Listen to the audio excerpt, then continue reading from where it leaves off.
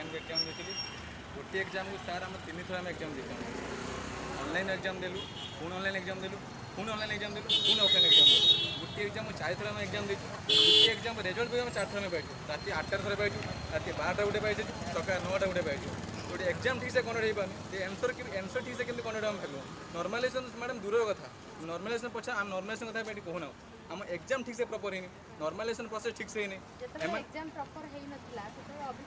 अभियोग करते आम से ऑनलाइन एग्जाम ऑफलाइन कराई तो आपण मैंने देखो मैडम देखो दुईटा एग्जाम गोटे हूँ paper 1 paper 1 Odia English paper 2 GS and mathematics paper 1 एत भूल था जे कहले आउ थे एग्जाम करें सेटा आउ थे एग्जाम ऑफलाइन कले कि पेपर 2टा जो रहा जीएस एंड मैथमेटिक्स बहुत भूल था से रेज ऑब्जेक्शन देले आम रेज ऑब्जेक्शन पकेलु तार कौन से आंसर कि देखो सुधा इवेन कि madam paper 1 English and Odia exam भी तो आंसर कि देना डायरेक्ट मेरिट लिस्ट काढ़ी मैंने आमर अभियोग आंसर आम जो रेज ऑब्जेक्शन जो देलु तार आंसर कि फास्ट छाड़ू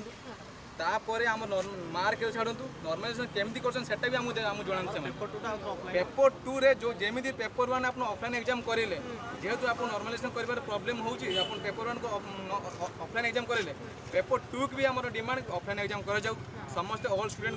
इक्वाली बेनिफिट पाए इक्वाली लाभ पाइबे से गोटे पेपर पार्शियालिटी एजार हम ना मैडम आमर यहाँ डिमांड आम आसू डी साहब देखा करने आम कटक भी जाइए चेयरमैन साहब चेयरमैन साहब हॉपलेस चेयरमैन साहब जानी भी ना से विषय कारण से गोटे बोर्ड को से गोटे एजेन्सी को बिकी देते कहते आम सेंट्रल केन्द्रीय संस्था थोड़ा आम मानने परिचालित हो तो से खाली ट्वीट कर ग्राउंड आस देखुना